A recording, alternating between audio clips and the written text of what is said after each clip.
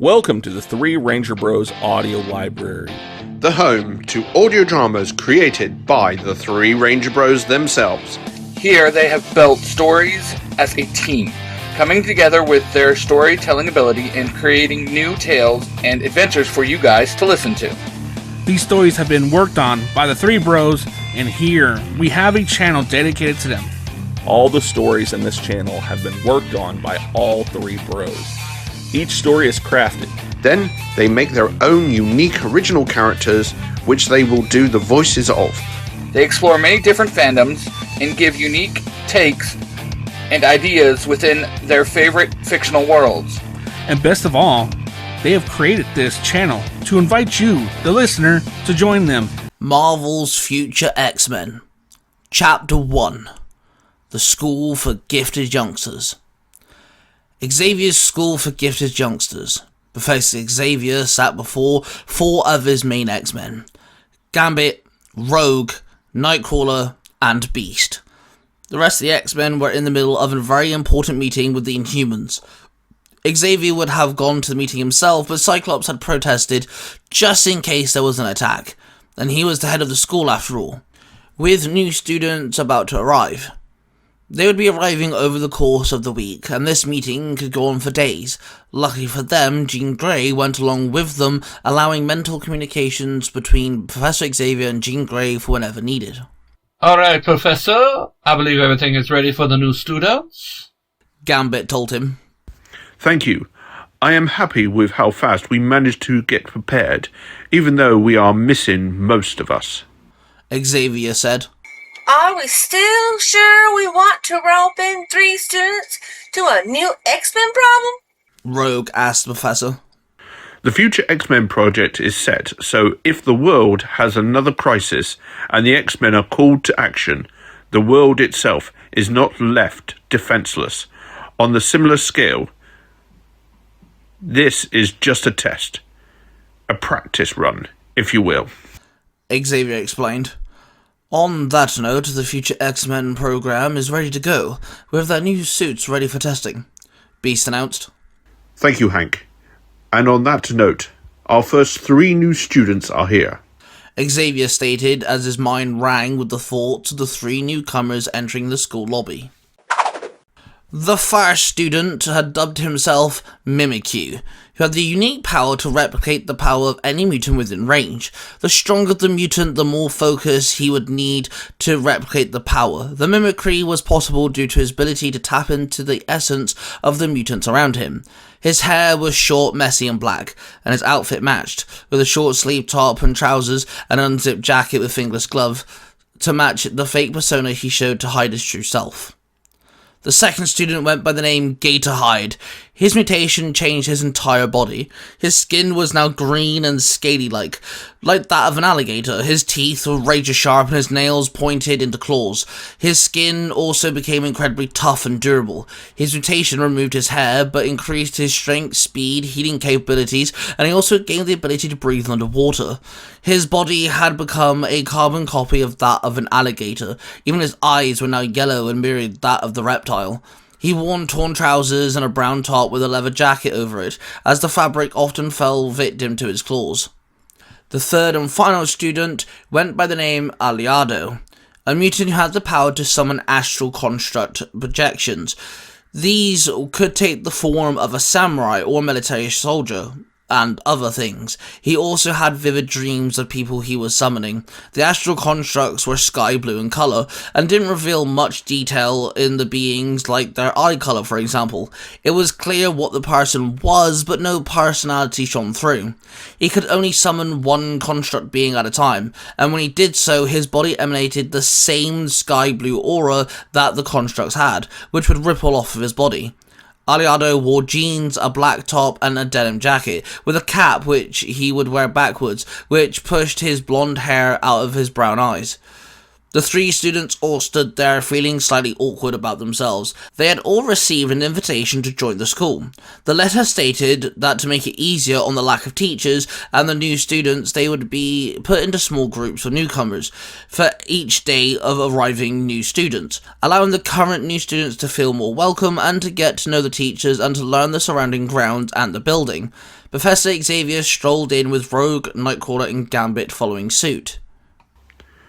Welcome to my school of gifted youngsters. I am pleased you found your way here safely.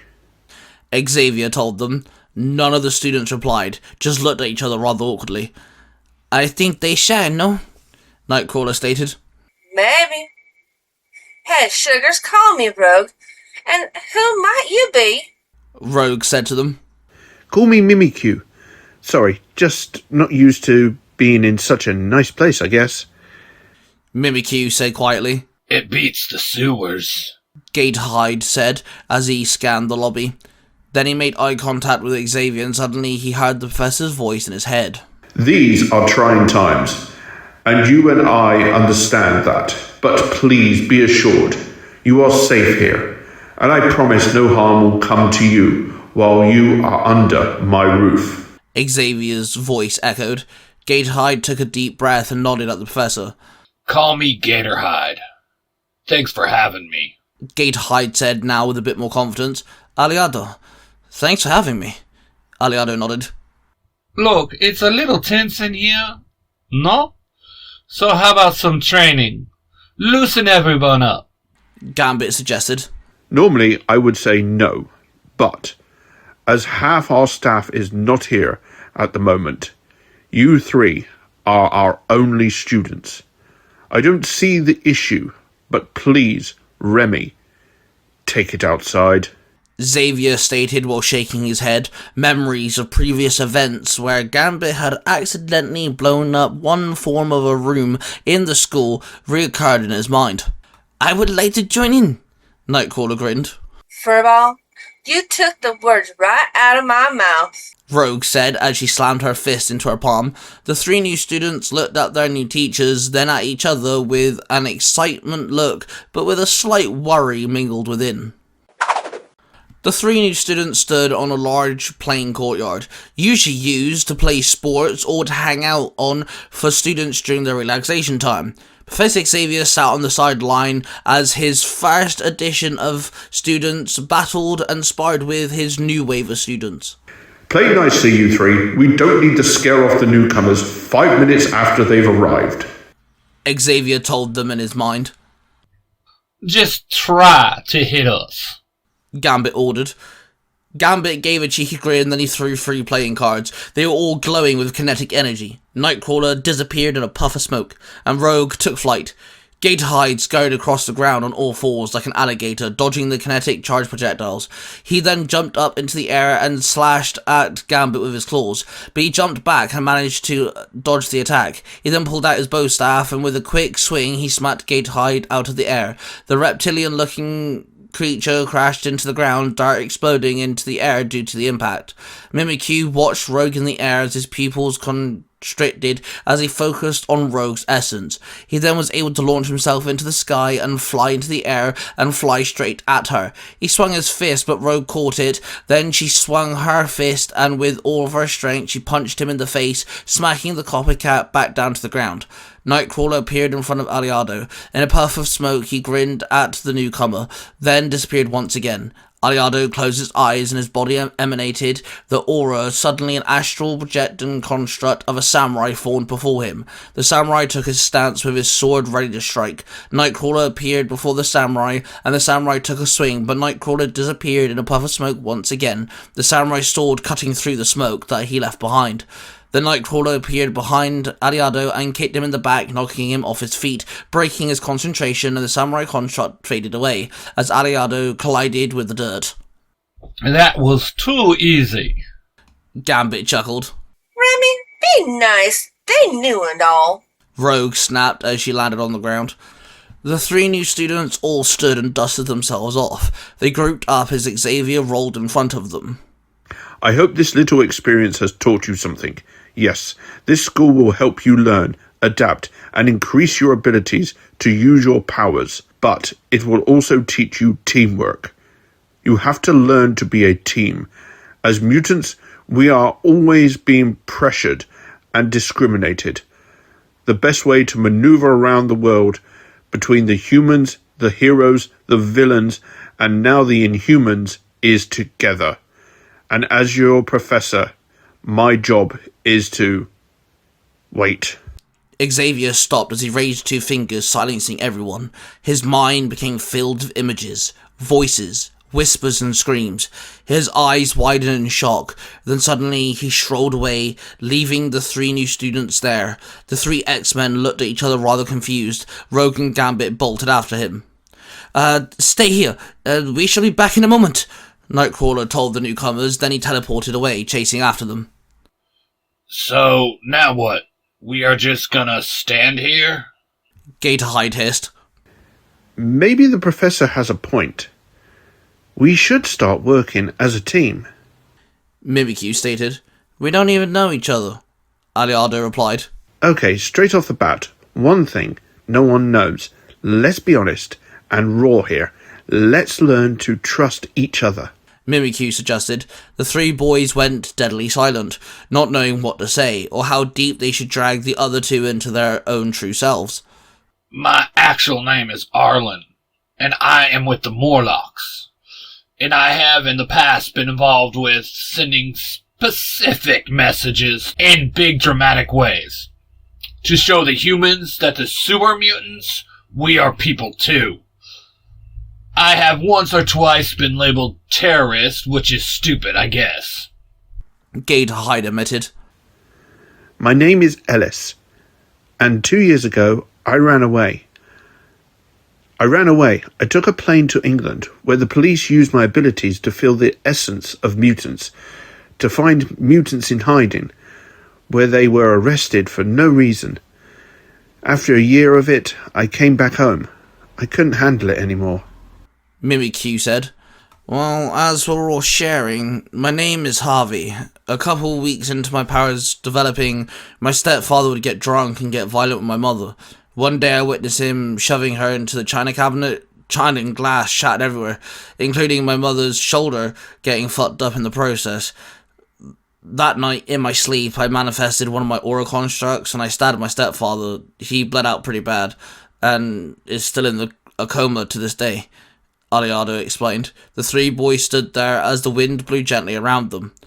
Well, I hope you all realize that your past does not make you a bad person, but it's what you do now that shapes you. I mean, our very own Gambit, Nightcrawler, Rogue, Wolverine, and Jean Grey have all done some horrific things in the past, and yet they're still here, and they're still X-Men, said a voice. The 3 mutants looked up to see the Beast hanging upside down from a tree branch, book in hand. Wait a goddamn minute. Have you been watching us this whole time? Mimikyu blurted. Not cool, man. Gatorhide hissed. Beast let go of the branch with a quick flip in the air and he landed before the students. I like to observe, and my fellow teammates had a point. You do need to learn to work as a team, and now with your secrets out in the open, that's a fine start, but something else you need to learn as well. Being a mutant does not make you an outcast. You are human beings too. Try being yourselves, and if you don't know how to do that yet, try finding yourselves. Like take me, for example. I love reading books upside down. There's no reason to it, just brings me joy. And with my mutation I can, so why not? Beast explained with a slight chuckle. The boys looked at each other and one by one they loosened up. They felt slightly more at ease. They understood what Beast was saying. Being a mutant was not a bad thing by any standard, and no mutant should be defined by their abilities. They were people with emotions, likes and dislikes, and even more so, their own personalities. The 3 boys slowly burst into laughter. I guess I've never had friends before. Also, been kind of a loner. Mimikyu chuckled. Yeah, kind of the same. Aliado grinned. I could do with some friends. Gatorhide said with a small grin. Great news. Now, let's run an exercise, shall we? That book I was reading gave me an idea. Try and take this bell from my hip. Hell, just try and touch it. If you do, you win, B said with a grin. He landed on the ground and presented a small bell, which made a small chime noise as it was hit by the gentle breeze. He tied it to his hip on the left side of his shorts, then he bat-flipped away, creating some distance. The wind picked up again and made the tips of his fur dance as he stood waiting. Remember now, boys. Teamwork. Trust in your new friends. Beast told them. The boys all huddled up. I can distract him, head on insult, keep him busy. Gatehide suggested. Okay, I like it. I can prolong my summoning here. I can just stand here and wait, Aliado replied. I got an idea. Gatehide got him where that shadow stretches near the edge of the courtyard. I will jump him, use his own power, and then bam, our final hidden gem gets the ball. Mimikyu stated, pointing at Aliado. Everybody nodded in agreement. Mimikyu removed his boots and socks, then ran off, disappearing into the distance. Aliado took a stand. He looked straight at the beast, who stared back at him. Then he closed his eyes and his body became wrapped in his blue aura once more.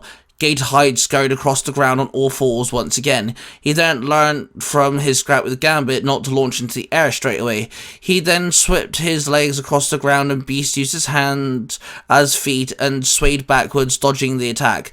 Gatehide then launched forward, his chest gliding across the dirt, keeping himself low as he swiped his claws, one after the other. Beast just kept moving backwards. Gatehide then leapt up and snapped his almighty jaw. Beast leant back on his hands and kicked out both with his feet, kicking Gatehide in the face. The impact knocked Gatehide back, crashing into the ground, but it made Beast slide back as well. Beast looked at the young mutant as he climbed to one knee and grinned at him. From the shadows, Mimikyu leapt out, his pupil restricted as his feet mirrored that of the Beast. He collided with the blue, monstrous mutant, and they both tumbled. The Beast let out a chuckle as he couldn't believe that Mimikyu tried to outsmart him with his own mutation. Beast and Mimikyu ended up dancing around the courtyard as Mimikyu tried to land a strike with his new formed feet. Suddenly he stopped trying to attack Beast as his feet shrunk back to normal. He caught his head as his head started ringing and his nose started to bleed. You can't push yourself too much too fast. How are you going to win this challenge with that mentality? Beast said with a slight grin, dripping in cockiness. And you should remember, you just told us to work as a team. Mimikyu replied as he wiped the blood from his nose. Then suddenly, as Beast stood there was a chime from the bell that was attached to his hip. Beast looked down at his side and saw Aliado's samurai construct in mid-stab, the bell hanging from the tip of the construct's sword. And that's how you do it! Gatehide cheered. The samurai stood tall and walked over to the duo and presented the bell hanging off the tip of his sword. Mimikyu took the bell and the construct faded away. Aliado's aura faded as well as he opened his eyes and he joined his new friends. I believe congratulations are in order, B said with a small grin. Mimikyu held up the bell in the air as the three boys all cheered. But their cheer was quickly cut short when Gambit walked out of the mansion and dragged his feet to the Beast. Remy, what is the matter? Beast asked. It's the X-Men. The ones who went to the conference meeting with the Inhumans? We lost contact. The X-Men. The Inhumans are gone. We can't locate anyone, not even Black Bolt. Us four are the only X-Men left to defend New York against the Brotherhood and whatever else. Things are up in the air. The Professor, he's using Cerebral right now, but we don't know what's going on. Gambit muttered. The three new students all looked at each other, then walked up to the Beast and Gambit. Gambit looked shocked as the three he left them alone for only a short period of time. But their attitude, the way they held themselves, were completely different now. Even their stances were different, more confident. They seemed united. Gambit gave Beast a quick glance. Whatever he had been doing with them, whatever he said had worked. It had united the three new students together. How can we help? Aliado asked, with Mimikyu and Gatehide both stood next to him, determination written all over their faces.